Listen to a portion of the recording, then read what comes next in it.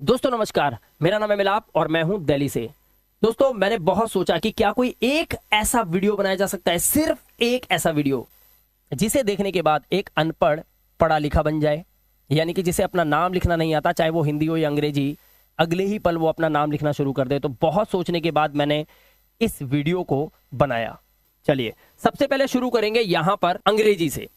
पहले मैं आपको यह बताना चाहता हूं दोस्तों कि आपको यह समझना होगा कि जिस तरह से हिंदी के अक्षर होते हैं उस तरह से अंग्रेजी के भी अक्षर होते हैं। क्लियर है? क्योंकि आप अगर कुछ लिखने की बात करें तो उसे लिपि बोला जाता है। वो हिंदी की भी हो सकती है, वो अंग्रेजी की भी हो सकती है। यहां पर जो आप देख रहे हैं ये अंग्रेजी के अक्षर हैं, इन्हें इंग्लिश में बोला जाता है लेटर्स। जैसे आपको समझाना चाहूं, ये जैसे मैंने लिखा तो ये है ए, लेकिन हम ए को छोटा भी लिखते हैं इस तरह से। आप यहां पर धीरे धीरे देखेंगे तो आपको चीजें समझ में आएंगी। जैसे हमारा इंग्लिश में बी है तो हम बी ऐसे लिख लेते हैं, लेकिन अगर हमें छोटा बी लिखना हो तो ऐसे लिख लेते हैं।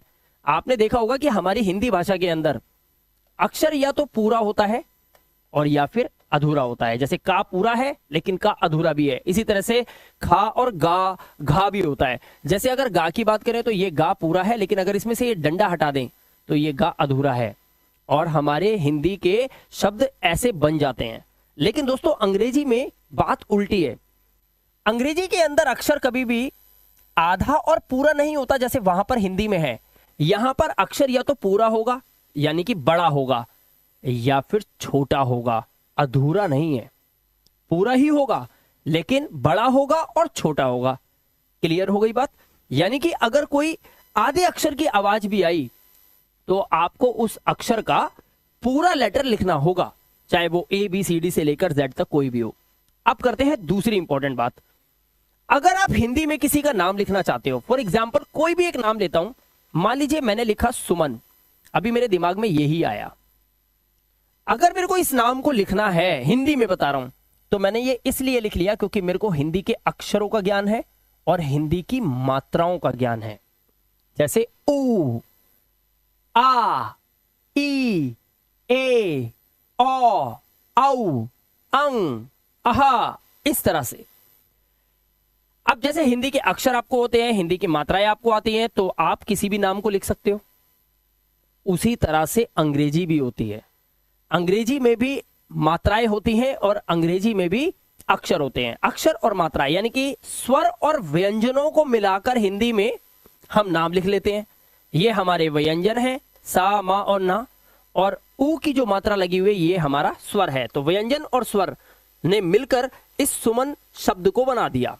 इसी तरह से अंग्रेजी के अंदर भी हमारी मात्राएं होती हैं। अंग्रेजी की मात्राएं कौन कौन सी होती हैं, आइए मैं आपको समझाता हूं।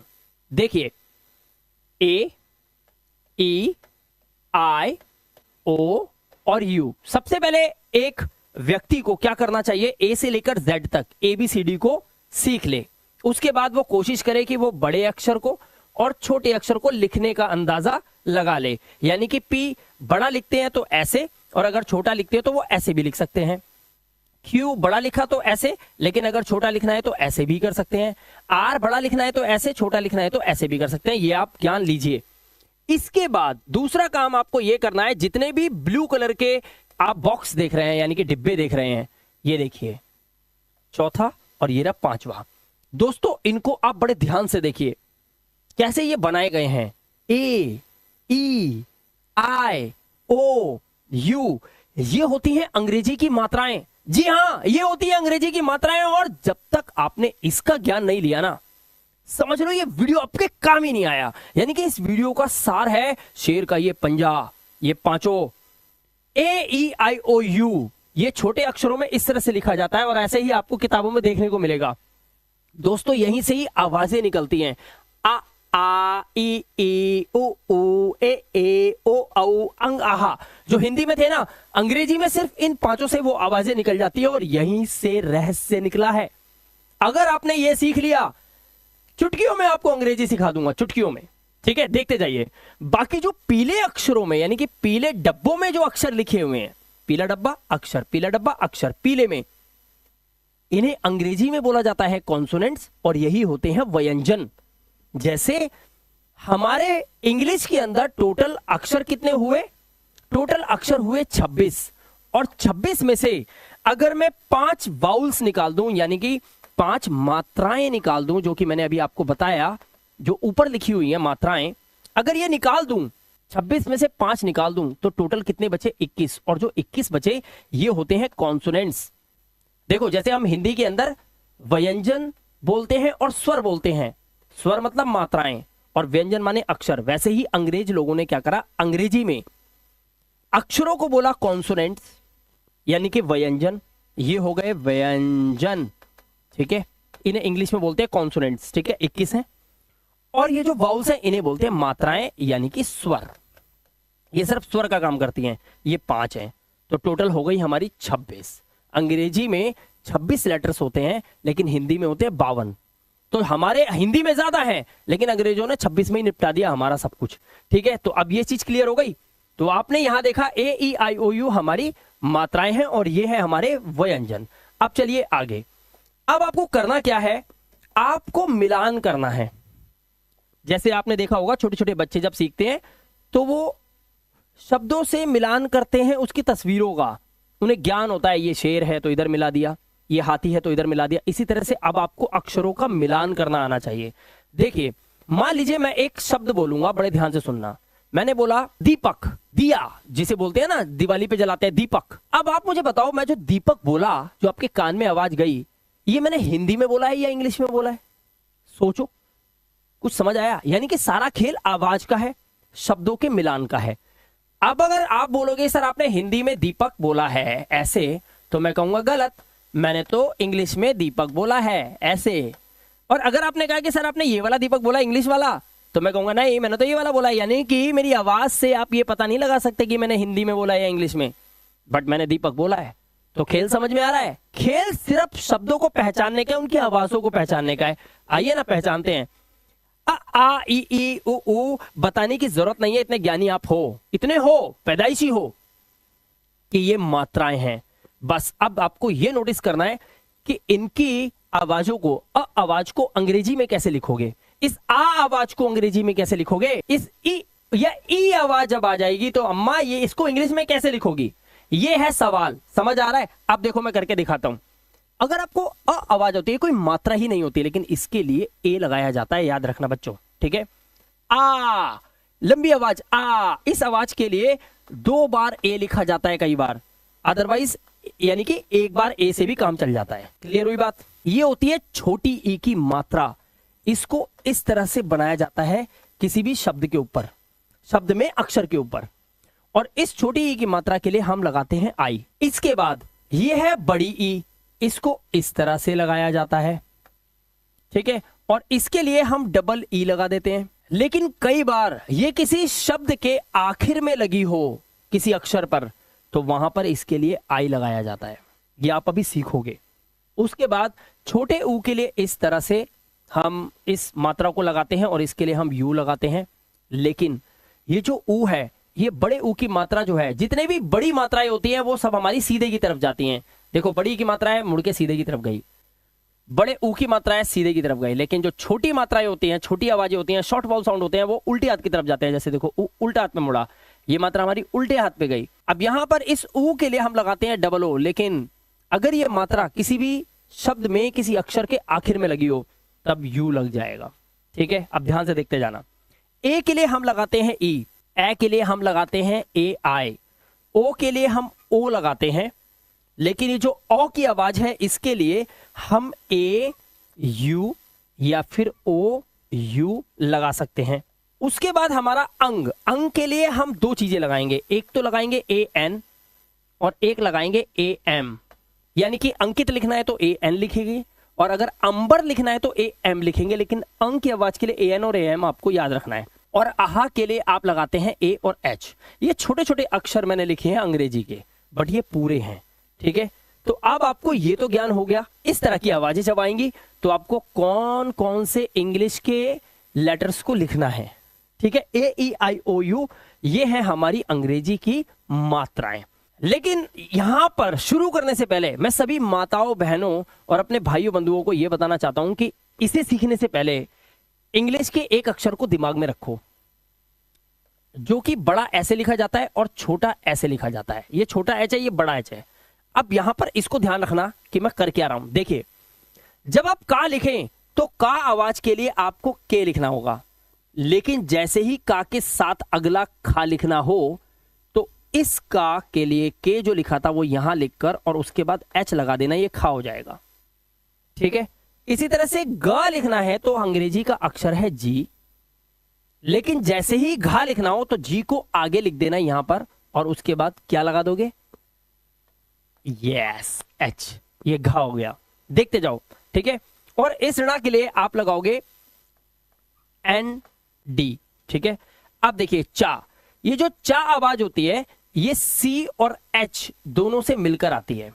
सी और एच, ये एच मैंने कहा था ना, इसका याद रखना, सी एच। लेकिन जैसे ही आप छा लिखते हो तो छा लिखने के लिए आपको क्या करना होगा, वो वाला सी एच तो लिखना ही लिखना है, इसके साथ एक एच और लगा देना है। वही तो करते आ रहे हो। अब ये मत सोचना यार दो एच क्यों आ गए, भाई का लिखा था के एच लिखा, ग लिखा था जी लिखा था जी एच लिख दिया, उसके बाद सी एच तो चा से था ही, लेकिन जब छा करना है तो सी एच के साथ एक एच और लगाना पड़ेगा, क्योंकि आप एक एच और ही तो लगा रहे हो, यही तो चल रहा है।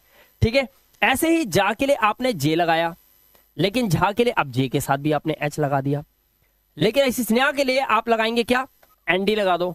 आगे देखिए, टा के लिए आप लगा सकते हैं टी, ठा के लिए आप लगा सकते हैं टी के साथ एच, ठा हो गया। अब उसी तरह से देखिए, डा के लिए आप लगाते हो डी, लेकिन जैसे ही ढा लिखना है तो डी के साथ आपने एच लगाया। ठीक है, ना के लिए आप एनडी लगाइए। अब इसी ता के लिए आप लगाते हैं टी, ता के लिए भी टी लगेगा, टा के लिए भी टी और ता के लिए भी टी, लेकिन था के लिए टी के साथ फिर दोबारा आपको एक एच लगा देना है। ऐसे ही दा के लिए भी डी लगता है, लेकिन जैसे ही धा पे आओगे तो वो वाला डी उठा के यहां लगाओ और इसके साथ एक एच लगा दो। अब देखो, यहां तक तो था आपका एच वाला काम। अब बाकी बहुत आसान है। ना के लिए एन, पा के लिए पी, फा के लिए आप पीएच और एफ दोनों में से कोई भी लगाते हो। बा के लिए बी लगाते हैं, लेकिन जैसे ही भा हुआ भा तो बी के साथ एक हल्की सी हा की आवाज है तो बी एच हो जाएगा। ठीक है, आगे चलिए, इसको आप बार बार देख सकते हैं वीडियो को, तो यहां पर मैं आपको ज्यादा समय नहीं देने वाला हूं। ठीक है, मैं आपका ज्यादा समय नहीं खर्च करूंगा। ऐसे ही देखिए, माँ के लिए आप लगाते हैं एम, इससे मेरा नाम शुरू होता है। या के लिए आप वाई लगाएंगे, रा के लिए आर लगाएंगे, ला के लिए एल और वा के लिए वी लगाते हैं और डब्ल्यू लगाते हैं। शाह के लिए एस और एच मिलकर लगता है शाह आवाज। इस शाह के लिए भी एस और एच मिलकर लगता है, इससे नाम बहुत कम होते हैं, लेकिन इस सा के लिए सिर्फ एस लगाना। ह के लिए आप एच लगाते हैं और इससे हमने बहुत सारे अक्षर बनाए। और इस छा छत्रिय से हम लगाते हैं के, एस और एच। ठीक है, और इस त्रा के लिए आप लगाते हैं टी, आर और ए, ट्रा। और इस ज्ञा के लिए आप लगाते हैं जी, वाई और ए, ज्ञा। ठीक है, आगे चलते हैं। अब हमारे 3 अक्षर और रह गए, ये रे। अब इसको बड़े ध्यान से समझेंगे। देखिए, इस श्रा के लिए आप लगाते हैं एस, एच, आर। ठीक है, और इस ऋषि के लिए आप लगाते हैं आर और आई, और इस ऋणा के लिए आप लगाते हैं एन, डी। आई होप आपने हमारे हिंदी के मात्राओं को अंग्रेजी में लिखना सीख लिया, और साथ ही आपने ये देखा कि हिंदी के व्यंजनों को हमने कैसे अंग्रेजी में पहचान लिया। बस अब इतना काम अगर आपने कर लिया है तो दोस्तों आप तैयार हो अब अनपढ़ से पढ़े लिखे बनने के लिए। अगर आपको यकीन नहीं होता तो अब मैं आपको दिखाऊंगा कि आप खुद मुझसे पहले इनके आंसर्स बताओगे। अब यहां पर हम कुछ नाम लिखकर देखेंगे और ये देखते हैं कि हमने आज क्या सीखा। चलिए, इसको आप याद कर सकते हो चाहो तो, ये टेबल बहुत काम की है। अब आगे देखिए यहां पर, अब यहां हम क्या करेंगे दोस्तों, यहां पर हम नाम लिखना सीखेंगे और देखेंगे कि हमने क्या हम वाकई अनपढ़ से पढ़े लिखे बन गए हैं सिर्फ इतना सा करके। तो फिर इतने जिंदगी भर लगे रहे पागलों की तरह, अभी तक अंग्रेजी सीख क्यों नहीं पाए। ध्यान से देखिए, लेकिन आप सीख रहे हैं हिंदी वाली इंग्लिश। ठीक है, अब ध्यान से देखना कैसे होगा। यहां पर नेम लिखने के लिए, किसी का भी नाम लिखना है ना आपको, तो आपको स्वर और व्यंजन दोनों को मिलाकर लिखना पड़ेगा।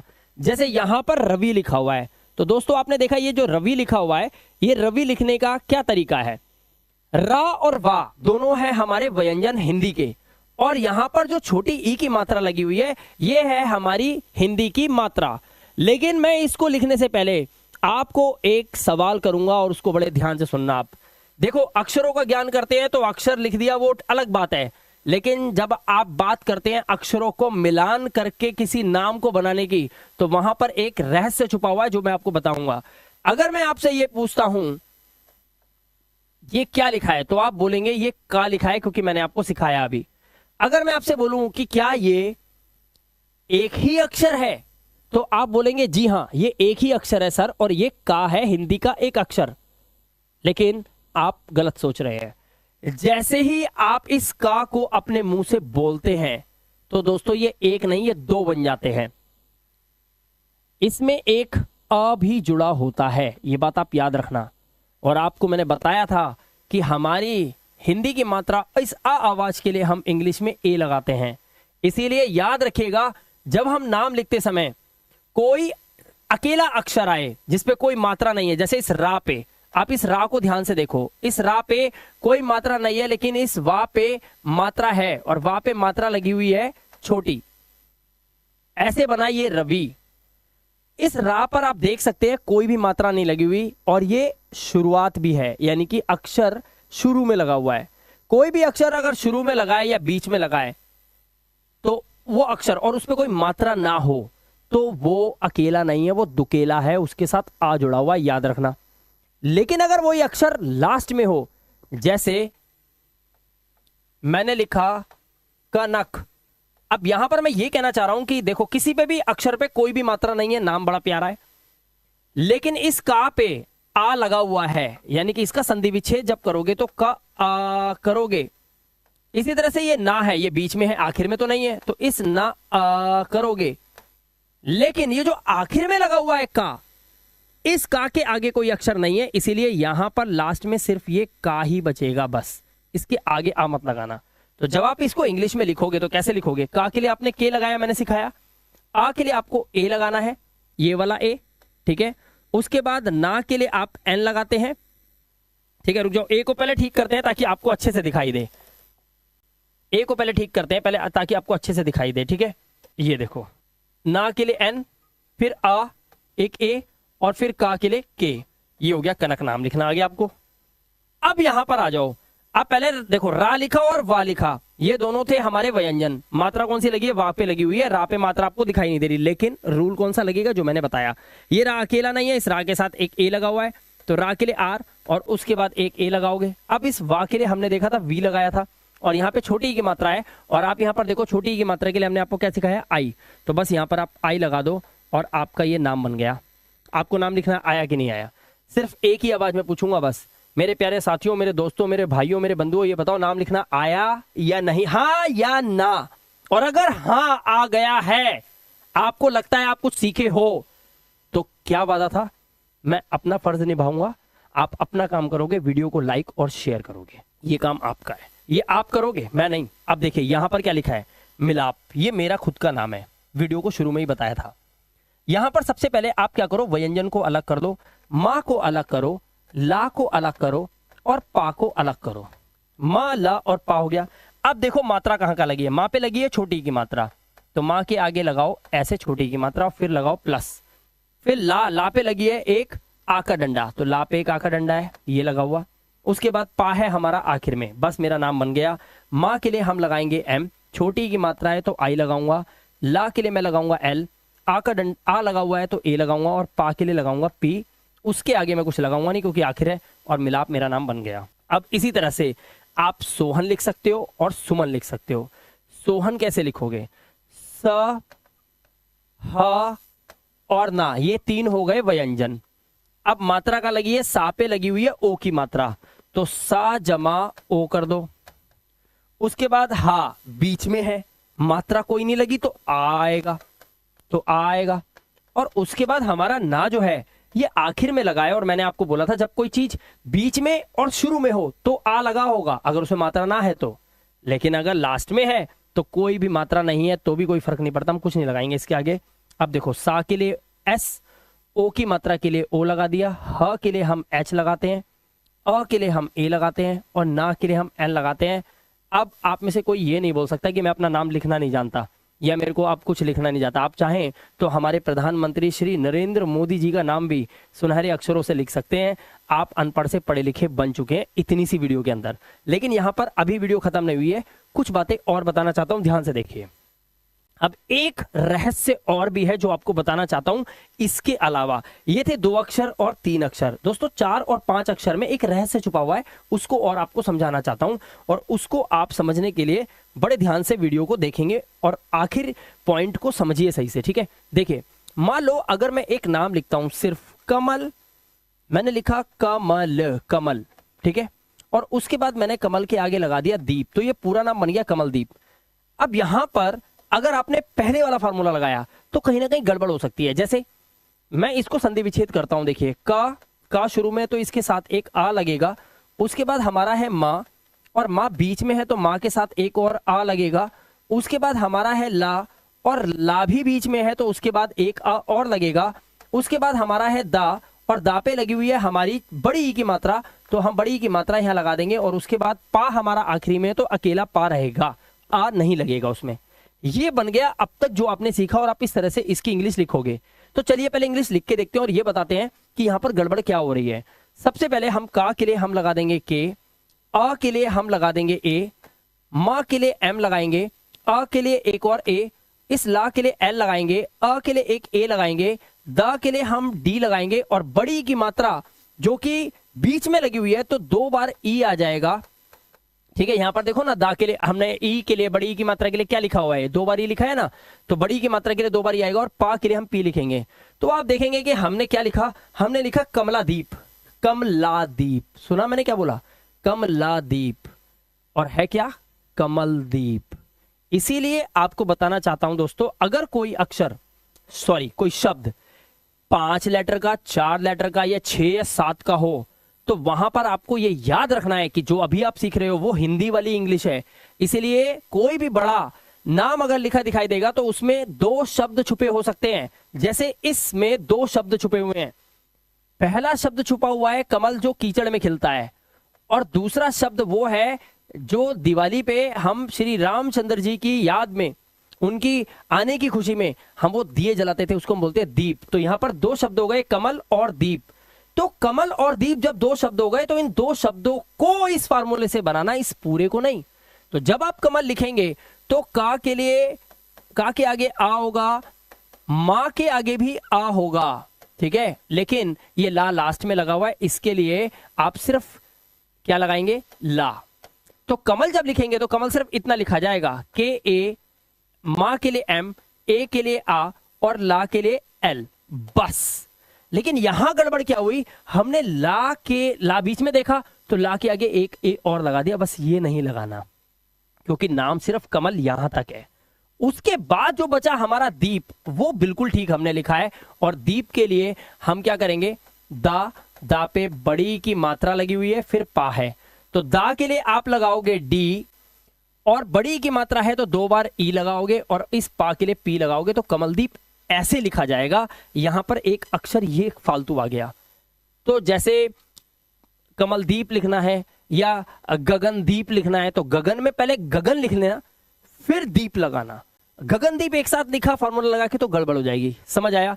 तो आपने बहुत सारे ऐसे नाम देखे होंगे जिसमें जैसे बोलते हैं ना राम मोहन, अब राम मोहन लिखोगे तो राम अलग और मोहन अलग। खुद सोचो ना, राम कौन है, हमारे श्री भगवान, मोहन कौन है, उनका दूसरा अवतार द्वापर में था, द्वापर में था। तो देख रहे हो आप, राम और मोहन, राम मोहन, तो राम मोहन एक साथ मत लिखना, राम को अलग लिखो, मोहन को अलग लिखो, नहीं तो गड़बड़ हो जाएगी। आई होप दोस्तों आपने देखा कि कैसे हम अनपढ़ से पढ़े लिखे बन सकते हैं मात्र इतनी सी वीडियो देखने के बाद।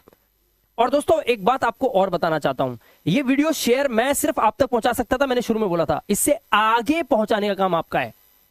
किसी एक गरीब की भी दुआ आपको लग गई ना, तो आप कहां पहुंच जाओगे ये कोई सोच भी नहीं सकता, और आप तो कभी सोच ही नहीं पाओगे। तो मैं आपको दोस्तों सिर्फ इतना कहना चाहूंगा कि मैंने अपना फर्ज निभा दिया, ये वीडियो आप तक दे दिया, अब आगे आपका फर्ज है कि इस वीडियो को और आगे शेयर किया जाए। प्यारे साथियों, मेरा एक इंग्लिश स्पीकिंग कोर्स लॉन्च हो गया है जिसका नाम है 0 to Hero लेवल कोर्स। दोस्तों यहां पर मैं पूरे हिंदुस्तान को अंग्रेजी पढ़ना लिखना और बोलना सिखा रहा हूं, बिल्कुल का खा गा से। अगर आप भी सीखना चाहते हैं तो आपके पास 3 ऑप्शन है। सबसे पहला काम आप करेंगे, इस वीडियो के डिस्क्रिप्शन में जाएंगे, आपको एक ऐप का लिंक मिलेगा, क्लिक करेंगे, ऐप को डाउनलोड करके आप हमारे इस कोर्स को ले सकते हैं। दूसरा ऑप्शन है प्ले स्टोर पे डायरेक्ट जाइए, लिखिए इस चैनल का नाम इंग्लिश विद मिलाप और वहां जाकर उस ऐप को डाउनलोड करके आप हमारे कोर्स को परचेज कर सकते हैं। और तीसरा ऑप्शन है आप हमारे दिए हुए इन दोनों नंबर पे हमारी टीम से बात कीजिए, ऐप को डाउनलोड कीजिए और वहां से भी आप हमारे कोर्स को परचेज कर सकते हैं। फिलहाल इस कोर्स में आप क्या क्या सीखने वाले हैं मैं आपको बताता हूं। दोस्तों यहां पर लाइव क्लासेस आपको मिलेंगे जिसमें बिल्कुल जीरो से यानी कि का खा गा से मैं अंग्रेजी पढ़ना लिखना और बोलना खुद आपको सिखाऊंगा, जैसे कि इस वीडियो की शुरुआत में मैंने आपको बताया। यह है क्लास नंबर 1 जो कि आज आपने ट्रेलर देखा, जो पूरे हिंदुस्तान को पसंद आ रहा है। और यहां पर पीडीएफ भी आपको मिलेंगे, वीकली लाइव टेस्ट मिलेंगे, 100 रिकॉर्डेड वीडियोस आपका इंतजार कर रही है मेरे इस ऐप के अंदर और हर वीडियो के साथ पीडीएफ अवेलेबल है। और यहां पर बेसिक से लेकर एडवांस्ड लेवल तक आपको ग्रामर सिखाई जाएगी, ना कि सिर्फ काका गा बनाकर छोड़ दिया जाएगा। तो काका गा से अंग्रेजी सीखेंगे और एडवांस लेवल तक की ग्रामर भी आप सीखेंगे, यानी कि आपको एसएससी, सीजीएल या किसी भी गवर्नमेंट जॉब की तैयारी कर रहे हैं तो ये कोर्स आपके लिए लाजवाब होने वाला है। ये एक च्यवनप्राश है एक बच्चे के लिए। और यहां पर इस कोर्स का जो प्राइस है वो मात्र 2000 रुपए है और कोर्स का ड्यूरेशन है 1 साल, यानी कि 1 साल तक आप मेरे साथ कनेक्टिविटी बना के रखेंगे और आपका अंग्रेजी सीखने का ये सपना पूरा हो सकता है। बस एक छोटा सा ध्यान आपको रखना पड़ेगा, सीट्स बहुत लिमिटेड है तो डिसीजन को जल्दी लीजिएगा, क्योंकि ये फीस देने के बाद सिर्फ आपकी जिंदगी नहीं बदलेगी सर, आपके बच्चों को आप सिखाओगे और वो शिक्षा आगे जाती रहेगी, तो पूरी पुश्तियां बदलने का आपको ये मौका मिल रहा है। आज आपकी किस्मत नहीं, आपकी पूरी पुश्तियों की किस्मत बदल सकती है सिर्फ एक छोटी सी सोच से कि मुझे ये कोर्स अभी लेना है, ताकि उन गरीब और मासूम लोगों तक भी ये वीडियो पहुंच जाए जिनको अपना नाम लिखना नहीं आता, जो इसी सोच में पड़े हुए अपनी जिंदगी के अंदर कि हमारा कुछ नहीं हो सकता। उनका बहुत कुछ हो सकता है सिर्फ आपके एक लाइक और शेयर के बटन दबा के।